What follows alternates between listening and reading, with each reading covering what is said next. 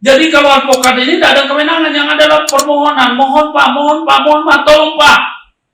Ya, saya waktu dikriminalisasi, ya bersyukur sama sahabat saya Bapak Romen Siole, Bu Tuti Rahayu, kemudian yang lain-lain Pak Mahfud, mereka getol membantu saya. Tapi yang namanya Pradi, hilang dari peredaran. Tidak ada. Apa karena yang mengkriminalisasi adalah Pradi, wakil ketua Pradi? Jadi sekali lagi saya kasih tahu masyarakat, ternyata tidak semua Pradi itu, ya, setelah melihat dari apa yang mereka lakukan pada saya, ternyata tidak semua anggota Pradi itu bersih atau pintar mengerti hukum. Ternyata banyak juga yang dungu, ya. Sekarang bagaimana mungkin bisa saya dikriminalisasi soal ijazah palsu, padahal dia nggak pernah lihat ijazah saya yang palsu. Itu namanya adalah, kalau ini siaran tidak ditanggapi oleh Pradi, saya akan nyanyi terus Pak. Jadi tolong dicatat Pak, namanya itu Ananto Aryo, ya, itu adalah wakil ketua Pradi Sidoarjo. Mereka lah orang-orang termasuk yang mengkriminalisasi saya. Kemudian datang lagi namanya Dr. Poati. Namanya dokter, gelarnya dokter, tapi domu. Kenapa? Dia adalah pengacara, saya nggak tahu dari organisasi mana. Dia mencuri ijazah, fotokopi ijazah saya. Kemudian dia serahkan kepada pelapor yang melaporkan saya, ini lah ijazahnya. Dumunya di situ.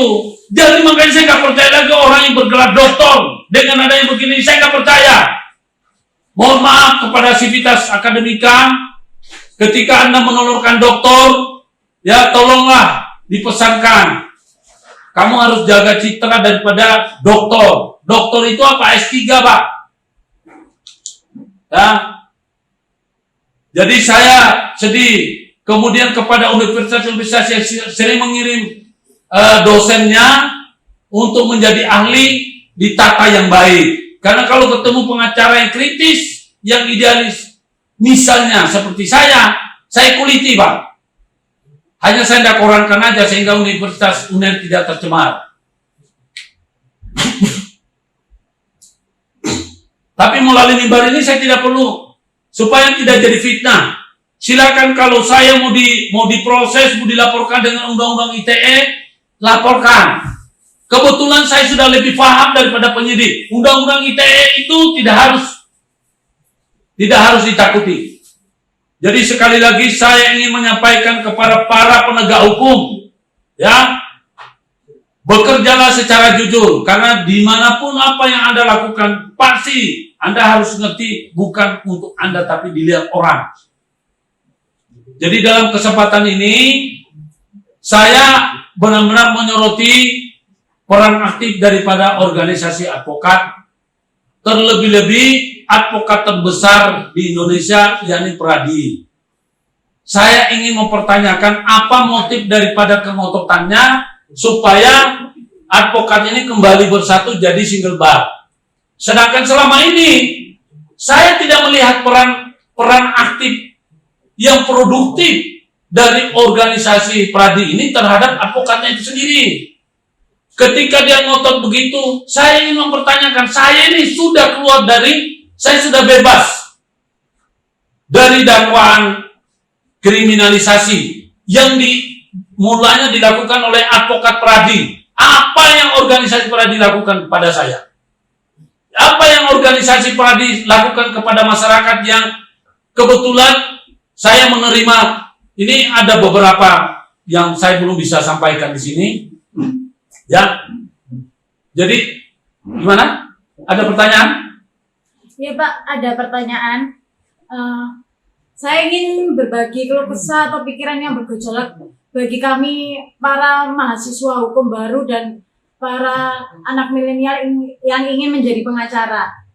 Saya sebagai mahasiswa hukum yang ingin jadi pengacara, Pak, kami sebagian besar banyak yang berpikiran bahwa kalau tidak mengikuti PKPA dari OA Pradi, nanti dianggapnya tidak valid atau abal-abal. Padahal saya dan teman-teman juga kadang berpikir, banyak pengacara yang rusak atau melakukan yang tidak sesuai dengan hukum berasalnya dari pradi. Bagaimana saran Bapak bagi kami teman-teman milenial atau kami teman-teman yang baru ingin menjadi pengacara yang masih buta hukum agar merubah stigma seperti yang tadi saya bicarakan? Karena kami berpikiran hanya organisasi advokat peradilan yang valid, karena banyak stigma masyarakat dan mahasiswa yang seperti itu. Baik, itulah yang saya katakan tadi. Ini pertanyaan bagus.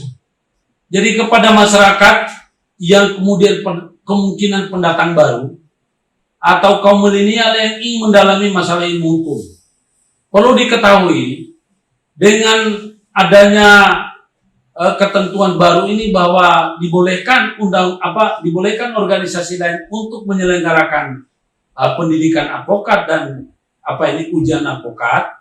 Maka sekarang ini sudah bukan lagi tergantung organisasi advokatnya, tapi berdasarkan dari berita acara sumpah di pengadilan tinggi. Jadi itu sebetulnya stigma yang keliru. Ya memang yang sedang diperjuangkan oleh organisasi saya ini adalah ingin menyatukan, dan tujuannya memang kalau kita lihat casingnya betul bahwa agar mudah dikontrol pengacara ini, maka sebaiknya harus membentuk satu barisan. Namun apa yang terjadi dengan barisan di dalam saja kan nggak akur, ya. Di dalam peradi itu sendiri kan terpecah 3. Jadi pengacara ini kalau misalnya mau, jadi saya melihat tidak substansi. Mereka yang sedang memperjuangkan single bar itu keliru. Kenapa? Karena berdasarkan Undang-Undang Dasar 45 Pasal 28, kebebasan untuk berkumpul berpendapat itu diatur dan dibenarkan oleh konstitusi. Yang mestinya dilakukan oleh para penggagas ini single bar ini, mestinya yang dilakukan adalah menegakkan Undang-Undang Nomor 18 Tahun 2003. Ya, di sana kan ada sanksi, ada pidana. Jadi mereka bisa menaikkan benderanya melalui penegakan undang-undang itu. Karena organisasi advokat walaupun tumbuh 1000, kalau tetap menggunakan satu undang-undang, maka kita berpedoman itu aja. Seperti ya kita lihat diktum daripada semua undang-undang kan selalu selalu berawal dari Undang-Undang Dasar 45.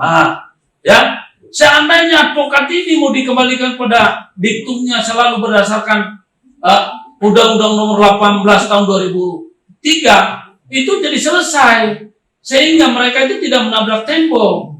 Jadi kalau misalnya sebagian teman seperti organisasi di mana tempat saya bernaung sekarang ini mengatakan tidak setuju untuk single bar, ya pantas saja. Bagaimana mungkin peradi ingin mempersatukan semua organisasi advokat, sedangkan yang sesama peradi aja belum bersatu. Karena apa? Egosentrisnya ini yang dilakukan oleh mereka hanyalah kepentingan pribadi. Ya, dilihat nuansanya nuansa monopoli, bukan nuansa nuansa yang objektif. Itu yang jadi masalah. Ya, gimana? Kira-kira cukup jelas. Jadi gini, tadi pertanyaannya sebagai saya mengimbau supaya yang dilakukan itu adalah supaya stigma itu dihilangkan. Karena beracara itu tidak berdasarkan organisasi advokat atau KTA, tapi berdasarkan berita acara sumpah. Ya. Pak, kedua, maaf kalau pertanyaan ini agak menyeleweng dengan pembahasan Bapak ya. Kenapa Bapak tidak membahas mengenai Omnibus Law dan malah membahas permasalahan yang lain? Padahal banyak pelaku hukum dan masyarakat yang banyak membahas atau menggoreng mengenai DPR dan Omnibus Law ini, Pak. Jadi begini, sebetulnya kalau kita bicara masalah Omnibus Law, isinya Omnibus Law itu terlampau banyak pasal. Dan itu kan wilayah politik. Karena undang-undang yang dilakukan itu, undang-undang yang dilahirkan dan dimuat di dalam Omnibus Law, itu adalah hasil kesepakatan politik untuk tujuan kemaslahatan bangsa. Nah, kalau saya berdiri atau saya berbicara sebagai advokat, saya mengoreng atau saya terlibat dengan pengorengan Omnibus Law, berarti saya jadi orang yang ikut menyesatkan. Karena kenapa? Sebetulnya ada yang paling substansi. Kalau advokat mau terlibat membahas masalah Omnibus Law, bukan soal berapa buruh dibayar, soal berapa hari dia boleh cuti, haknya cuti hamil. Bukan itu. Yang harus kita lihat adalah semua diktum. Ingat diktum. Jadi semua undang-undang itu selalu konsideran itu harus ada. Tujuan pembentukan undang-undang itu karena bagus. Kemudian harus didukung, harus bersinergi dengan diktum, dasar hukum. Ya, yuridis formal. Nah, tidak boleh ada pembentukan undang-undang yang dibuat menyalahi pada undang-undang induk. Undang-undang induk kita ini kan UUD 45 dan Pancasila. Nah, karena di dalam diktumnya apa ini pengacara tidak ada Pancasila, yang adalah UUD 45, maka sebaiknya yang dilakukan oleh advokat ini adalah mengkritisi dari diktum Undang-Undang Dasar 45. Jadi ketika kita membahas masalah berapa hari buruh harus bekerja, berapa buruh dibayar harian, apakah buruh harus dibayar bulanan atau harian, apakah itu di dalam diktum atau konsiderannya masuk pada undang-undang? Itu kalau mereka membahas yang ini kan sebetulnya banyak penggoreng. Terutama sekarang ini ada banyak orang yang lagi menumpang. Saya tidak mau terlibat sana. Coba lihat, saya konsisten. Pada waktu orang belum bicara corona, saya sudah bicara corona, dan sekarang diikuti corona. Pada waktu orang belum bicara masker, saya sudah bicara masker. Sekarang sudah muncul maskernya. Jadi sekali lagi yang perlu kita kritisi sekarang ini adalah harus menyentuh pada permasalahannya substantif. Ya, harus substansi. Jadi kita tidak boleh asal ikut-ikutan. Banyak orang yang sekarang ini sedang lagi ikut-ikutan karena mereka berpolitik. Saya tidak mau terjebak dengan itu. Saya hanya ingin melihat. Coba kita lihat yang namanya apa yang dilakukan polisi, penyidik. Harusnya advokat itu harus mengkritisi. Ada Perkap nomor 8 tahun 2009. Kenapa tidak dijalankan? Sedangkan itu dasarnya adalah sama-sama KUHP. Ya, itu diktumnya, dasar hukumnya adalah KUHP. Sama. Ya, Undang-Undang nomor 8 tahun 2000 atau 1981. Jadi kalau kita itu mempersoalkan isinya, kita yang lihat substansinya. Orang akan berdebat. Jangan memperdebatkan soal isinya. Karena kalau soal isinya pastilah mereka lebih pintar. Tapi kalau saya sudah bicara substansi, mas, untuk membuat nomor ini, pasal ini dan ini, Anda harus rubah dulu Undang-Undang Dasar. Itu baru bicara substansi. Jadi misalnya ada pembentukan undang-undang tentang hak, ya kan? Tentang hak. Hanya siapa? Hanya bukan cuma hanya buruh, hanya pengusaha juga harus perhatikan. Karena kenapa? Kalau perusahaan tidak ada, kalau kita hanya memperhatikan hanya buruh, perusahaannya tutup, apakah buruh ada tempat kerjanya? Ini kan kadang-kadang kita ini kurang. Kita nggak bisa. Saya bukan pembela pengusaha, bukan. Tapi saya juga bukan pembenci daripada buruh, bukan. Saya hanya ingin objektif. Ingat, Mahkamah Kebenaran, equality before the law. Jadi kalau kita bicara Mahkamah Kebenaran harus benar, ya. Kemudian equality before the law berarti kita ini sejajar. Ketika pengacara ataupun para buruh, organisasi buruh, aktivis hanya menyoroti apa ini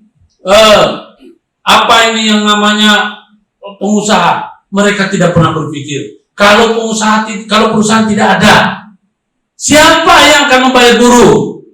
Ya, buruh ini sekarang terus terang saja kebanyakan hanya diprovokasi oleh organisasinya, seperti LSM-nya buruh.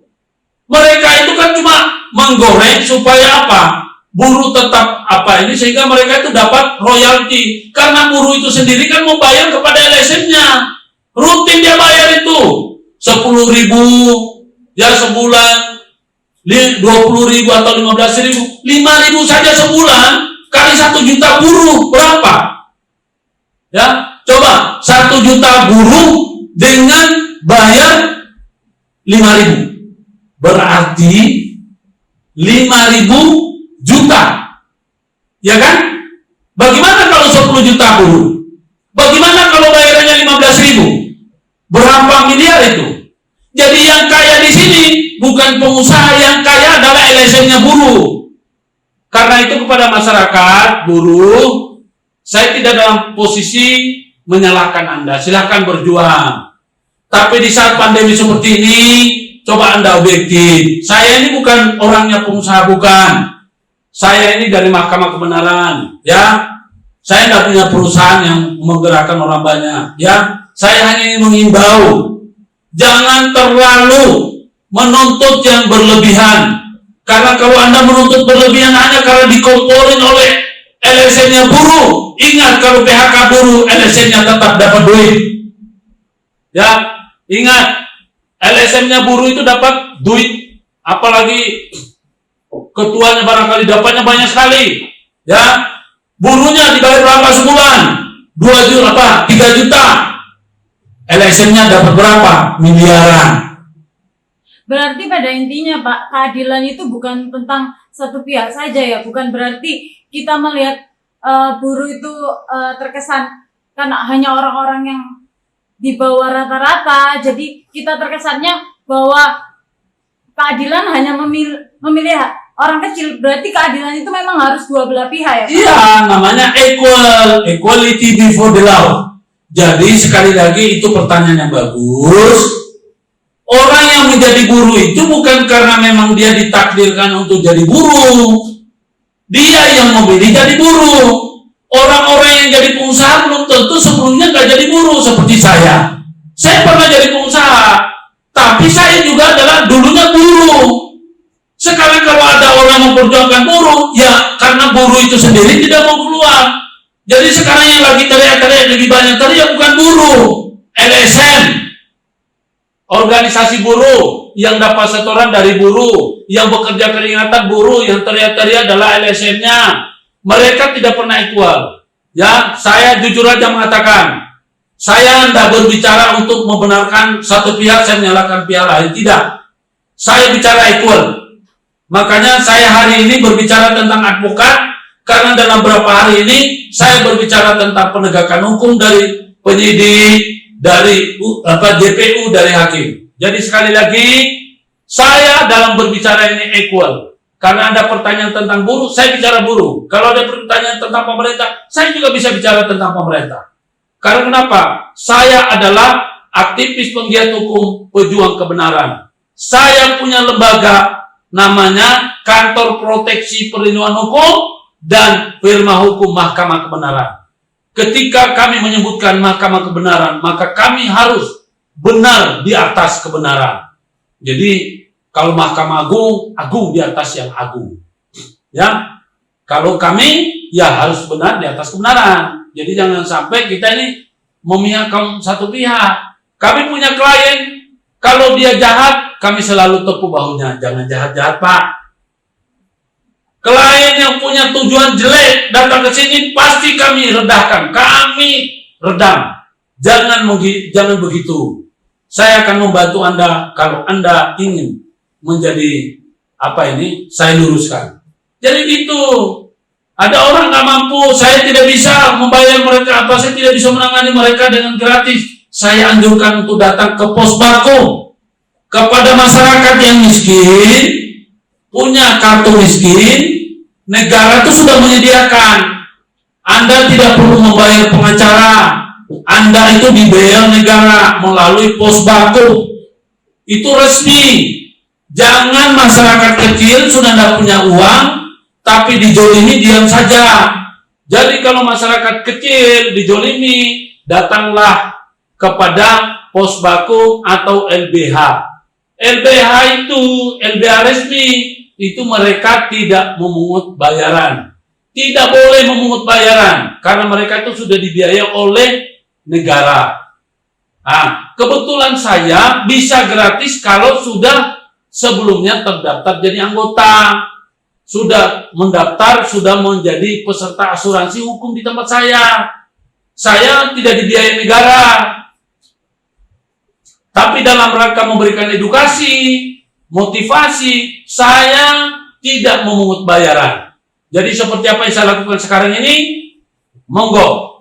Ilmu yang saya berikan adalah ilmu yang sangat berharga. Saya jamin 1000%. Ilmu yang saya berikan Anda tidak akan memperoleh di bangku kuliah atau di kantor manapun. Kenapa? Ini pengalaman hidup. Ya, saya begitu baca undang-undang, saya telaah, saya hayati. Jadi sekali lagi, saya himbau kepada masyarakat, jangan asal lihat pengacara langsung Anda terima, langsung Anda percaya. Ya. Kemudian jangan lagi ada istilah karena dia polisi lantas Anda takut. Karena polisi itu bekerja dibatasi oleh undang-undang. Ya, begitu juga apa kata hakim harus dilawan sekarang. Jangan mau kepada para advokat itu tolong. Kita jangan mau ditipu, dibohongi sama penegak hukum seperti jaksa atau terutama hakim. Kamu kan bisa melakukan upaya hukum lanjutan. Itu yang mereka lakukan berarti itu abal-abal. Karena kenapa? Peradilan umum yang paling sah, yang paling terbuka itu adalah melalui persidangan yang dipimpin oleh majelis hakim. Yang ada advokat yang dihadirkan sesuai dengan aturan ketentuan tata cara beracara. Jadi kalau ada hakim mengatakan silakan Anda melakukan upaya lanjutan, boleh, tidak apa-apa. Tetapi proses yang mereka lakukan harus objektif dan profesional. Ya, kalau ada hakim yang menyedelupkan fakta-fakta seperti hakim yang mengarang, ya tidak pernah saksi ada yang hadir begini dan saksi yang hadir tidak mengatakan begini tapi dipakai, dilawan. Ya, jangan mau. Kita ini buang-buang waktu. Kita buang waktu dan tenaga, buang energi menghadapi persidangan dagelan. Nanti ujung-ujungnya kita juga menjadi korbannya. Jadi tolong difahami. Saya minta kepada masyarakat untuk lebih itu lagi. Dan kepada advokat, terutama Pradi, saya mohon hilangkan, hentikan, stop dulu nafsu atau seleranya untuk menguasai peradvokatan ini. Nggak usah ngotot untuk meminta supaya single bar. Karena Anda mengurusi advokat Anda aja susah. Ya, advokat Pradi itu loh banyak yang melakukan kesalahan. Nggak bisa diatasi juga. Ya kan? Bagaimana mungkin bisa mengurus tetangga? Sedangkan ini penghuni doang kita nggak bisa atur. Jadi untuk bisa mengatur orang lain, kita harus tanya diri kita. Keluarga saya sendiri sudah saya atur belum? Nah itulah makanya kepada Bapak Dr. Otto Hasibuan, ya Pak Otto, ya Pak Otto, mohon maaf Pak Otto ya, Bapak itu masih banyak yang harus dilakukan. Pertama, Undang-Undang Nomor 18 Tahun 2003 tentang advokat itu harus Anda harus Anda tegakkan dulu, ya. Itu kan ada namanya konsiderannya. Tolong dibaca. Kan ada diktumnya, dasar hukumnya. Tolong dibaca lagi. Kemudian sinergitasnya dengan polisi, dengan pengadilan, dengan peradilan. Itu yang benar. Ya, baru bisa. Saya rasa gitu. Ada pertanyaan, silakan. Yang terakhir Pak, untuk penutup.